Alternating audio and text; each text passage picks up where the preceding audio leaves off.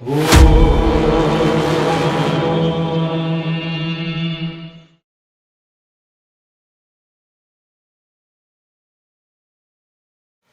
ಶರಣಂ. ಆಗಲೇ ನಾವು ಇವರು ಬಂದಾಗ ಮನೆಯಲ್ಲಿ ಪೂಜೆ ನಡೀತಾ ಇತ್ತು. ಪೂಜೆ ನಡೆದಾಗ ಅವರು ಮಂತ್ರಗಳನ್ನೆಲ್ಲ ಹೇಳಿ ಆ ಒಂದು ಪೂಜೆಯನ್ನು ಮಾಡಿದ್ರು. ಈಗ ಈ 4 ಜನ ಮಕ್ಕಳನ್ನ ಮಾತಾಡಿಸ್ಬೇಕು. ಅದಕ್ಕೂ ಮೊದಲು ಭೂತನಾಥ ಸದಾನಂದ ಅದನ್ನು ಆಡಿಸಿ ಅರಿಂದುವ ಮರಿಯಾಮಲೆ ಅವಾಗ ನಾವು ರೆಕಾರ್ಡ್ ಮಾಡ್ಕೊಳ್ಳಿಲ್ಲ, ಈಗ ಆಡ್ತಾರೆ. ಅದು ಯಾವ ರೀತಿ ಇರುತ್ತೆ ಪಾಸಿಟಿವ್ ಎನರ್ಜಿ ಅನ್ನೋದನ್ನು ತಿಳ್ಕೊಳ್ಳಿ. ಆನಂತರ ಆ ಪುಟ್ಟ ಮಕ್ಕಳನ್ನ ಮಾತಾಡಿಸ್ತೀನಿ. ದಯವಿಟ್ಟು ಭೂತನಾಥ ಸದಾನಂದ ಅರಿಂದುವ ಮರಿಯಾಮಲ್ ನೀವು 4 ಜನ ಆಡಿದ್ರೆ ಎಲ್ರಿಗೂ ಕೇಳಲಿ. ಯಾಕೆ ಅಂದರೆ ಅಯ್ಯಪ್ಪನನ್ನು ಪೂಜಿಸಬಾರ್ದು, ಹೆಸರು ಹೇಳಬಾರ್ದು ಅಂತ ಯಾರು ಕೂಡ ಹೇಳಿಲ್ಲ. ಅದಕ್ಕೆ ಅದು ಕೆಲವೊಂದು ನಿರ್ದಿಷ್ಟ ಒಂದು ಆಚರಣೆ ಇದೆ, ಆ ಆಚರಣೆ ಪಾಲಿಸೋಣ. ನೀವು ತಾಯಿ ಹೇಳದಂತೆ ಮನೆಯಲ್ಲೇ ಆರಾಧಿಸಿದ್ದೀರ, ಅದನ್ನು ಹೇಳಿ ದಯವಿಟ್ಟು. ಓಂ ಶ್ರೀ ಭೂತನಾಥ ಸದಾನಂದ ಸರ್ವಭೂತ ದಯಾಪರಾಂ ರಕ್ಷ ರಕ್ಷ ಮಹಾಭಾವೋ ಶಾಸ್ತ್ರೇ ತುಭ್ಯಂ ನಮೋ ನಮಃ. ಸ್ವಾಮಿಯೇ ಶರಣಮಯ್ಯಪ್ಪ.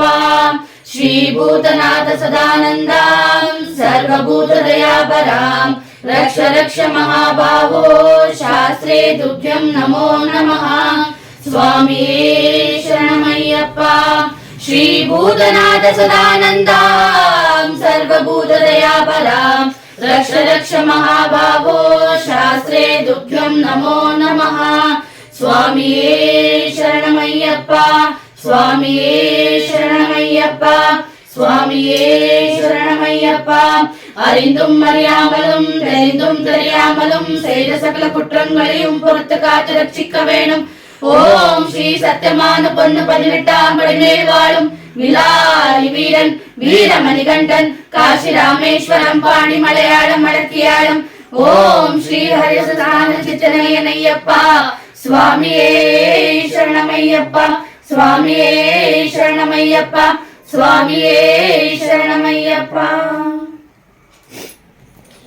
ಸ್ವಾಮಿ ಶರಣಂ.